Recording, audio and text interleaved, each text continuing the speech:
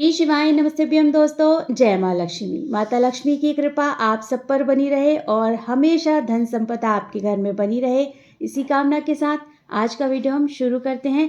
सबसे पहले तो आप सभी को धनतेरस व दीपावली की ढेर सारी शुभकामनाएं। आज आपको इस वीडियो में संपूर्ण जानकारी देने वाले हैं।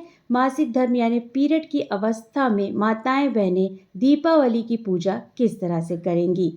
20 अक्टूबर साल 2025 दिन सोमवार को विधिवत तरीके से पूरे धूमधाम के साथ पूरे हर्षोल्लास के साथ दीपावली का त्यौहार मनाया जा रहा है।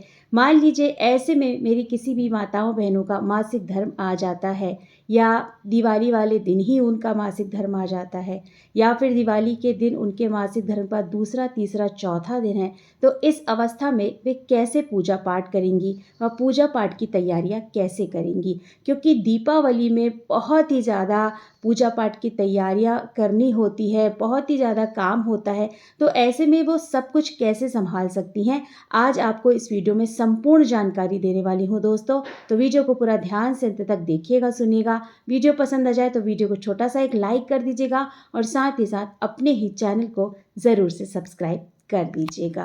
तो देखिए, मासिक धर्म यानी पीरियड एक साइकिल है। हर महिलाओं को इस दौर से गुजरना होता है। किसी न किसी तीज त्यौहार के समय महिलाओं को मासिक धर्म यानी पीरियड की अवस्था का सामना करना ही होता है। कोई ना कोई पूजा हमसे छूटेगी ही, हम कितना भी प्रयास कर लें। दीपावली हम हिंदुओं का सबसे बड़ा त्यौहार है और ऐसे ही में अगर माताएं बहनें पूजा नहीं कर पाती हैं पूरे विधिवत तरीके से, तो उनको थोड़ा सा फील होता ही होता है। पर आपको अपने मन में ज़्यादा बर्डन नहीं लेना है। अगर आप मासिक धर्म की अवस्था में हैं तो आप बिल्कुल पूजा पाठ ना करें।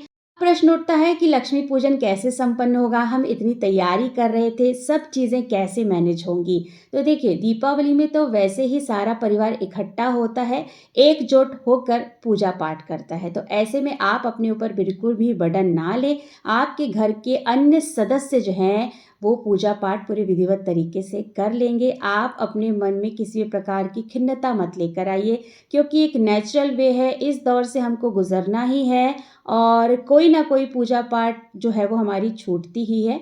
आप पूजा जो है वो ना करें, भगवान को स्पर्श करते हुए आप मानस पूजा करें। इस अवस्था में लक्ष्मी जी से प्रार्थना करें कि आप इस अवस्था में हैं, अभी आपको स्पर्श करके मैं पूजा पाठ नहीं कर सकती हूँ, तो जिस तरह से भी मेरे घर के अन्य सदस्य पूजा कर रहे हैं उनकी पूजा स्वीकार कीजिए और मेरे घर परिवार में अपनी कृपा दृष्टि बनाए रखिए। धन संपदा हमेशा मेरे घर पर बनी रहे और अपना आशीर्वाद हमारे घर परिवार और हमारे सभी सदस्यों पर बनाए रहें, ऐसा आपको मानस पूजा करना है।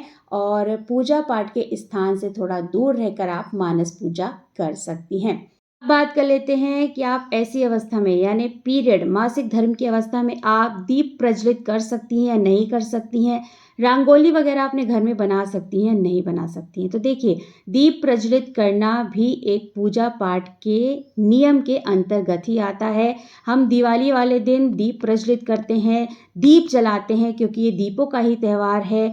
हर एक घर के कोने को दीपों से सजाते हैं। सबसे पहले तो जहाँ माता लक्ष्मी की चौकी लगी होती है वहाँ हम दीप जलाते हैं, घर की दहलीज पे दीप जलाते हैं, बालकनी में, गैलरी में, घर के हर एक कोने में दीप जलाकर हम अपने पूरे घर को सजाते हैं। तो ये भी दीप जलाना भी जो है वो पूजा पाठ के कार्य के अंतर्गत ही आता है। तो अगर आप मासिक धर्म की अवस्था में हैं तो दीप प्रज्वलित जो है वो ना करें, क्योंकि ये भी पूजा पाठ के कार्यों के अंतर्गत ही आता है। पीरियड की अवस्था में दीप को नहीं जलाना चाहिए, क्योंकि जब हम दीप प्रज्वलित करते हैं हम आह्वान करते हैं एक प्रकार से कि हमने दीप प्रज्वलित किया है, सभी देवी देवताएं हमारी पूजा को स्वीकार कीजिए। और लक्ष्मी माता से भी आह्वान करते हैं कि आप हमारे घर पर आकर विराजमान हो जाइए। इस तरह से हम अपने देवी देवताओं का आह्वान करते हैं, उन्हें अपने घर पर बुलाते हैं। तो ये बहुत ही जो है वो शुद्ध कार्य होता है, बहुत ही शुभ कार्य होता है। तो ऐसे में मासिक धर्म की अवस्था में आप जो है वो दीप वगैरह ना जलाएं। अब कई लोगों का प्रश्न आता है कि शादी के बाद उनकी पहली दिवाली है और इस अवस्था में है, तो ऐसे में क्या करेंगे। देखिए, वैसे तो हमारे हिंदू शास्त्र में हिंदू नियम के अनुसार दीपावली में कैंडल नहीं जलानी चाहिए। दीपावली दीपों का त्योहार है, दीप प्रज्वलित करने चाहिए।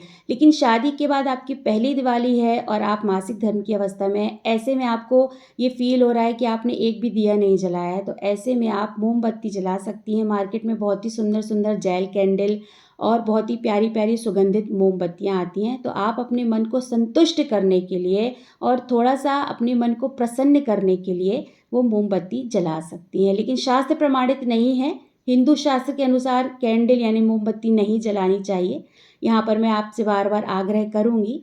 लेकिन अब आपको अपने मन को संतुष्ट करना है, आपको फ़ील ही नहीं हो रहा है कि आपने एक भी दिया नहीं जलाया, तो ऐसे में आप जो है वो मोमबत्ती जला सकती हैं 1 या 2 की संख्या में। इससे क्या है, आप प्रसन्न भी हो जाएँगे और आपका जो है वो एक आपके मन में संतुष्टि भी हो जाएगी कि आपने दिया नहीं जला पाए तो कम से कम आपने एक मोमबत्ती यानी कैंडल जला ली, क्योंकि मन की प्रसन्नता जो है वो बहुत ही आवश्यक होती है। अगर मन प्रसन्न है तो सब प्रसन्न है। तो इस अवस्था में आप जो है वो मोमबत्ती, कैंडल जला सकती हैं। ये तो बात होगी दोस्तों कि आप मासिक धर्म की अवस्था में दीप प्रज्वलित कर सकते हैं या नहीं कर सकते हैं। अब बात कर लेते हैं कि क्या इस अवस्था में यानी मासिक धर्म की अवस्था में आप रंगोली वगैरह बना सकते हैं, नहीं बना सकते हैं। दीपावली के दिन घर को जितना सजा लो उतना ही कम है। बहुत बड़ी-बड़ी रंगोलियों से हम अपने घर को सजाते हैं, लेकिन माताएँ-बहनें इस अवस्था में आ जाती हैं तो उनको संकोच लगता है कि अब क्या वे इस अवस्था में रंगोली बना सकती हैं, नहीं बना सकती हैं। तो देखिए, आपको पूजा पाठ के स्थान को छोड़ कर के जहाँ भी रंगोली बनानी है आप बना सकती हैं। जिस स्थान पर आपके यहाँ पूजा होती है विधिवत चौकी लगा कर के, उस स्थान पे आप रंगोली ना बनाएँ भूल कर भी। बाकी आप घर, आंगन, गैलरी जहाँ भी आप रंगोली बनाते हैं वहाँ आप पूरे विधिवत तरीके से रंगोली बना सकते हैं।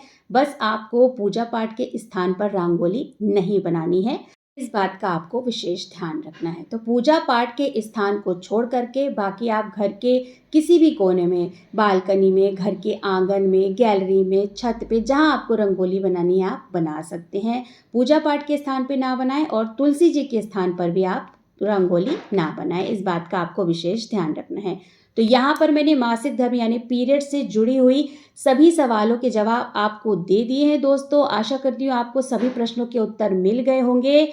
तो आपको ये छोटा-सा वीडियो अगर पसंद आया है दोस्तों, तो वीडियो को छोटा-सा एक लाइक कर दीजिएगा और साथ ही साथ अपने ही चैनल को ज़रूर से सब्सक्राइब कर दीजिएगा दोस्तों। बहुत जल्द मिलते हैं एक नए वीडियो के साथ, एक नई जानकारी के साथ। तब तक के लिए श्री शिवाय नमस्तुभ्यं। धन्यवाद दोस्तों।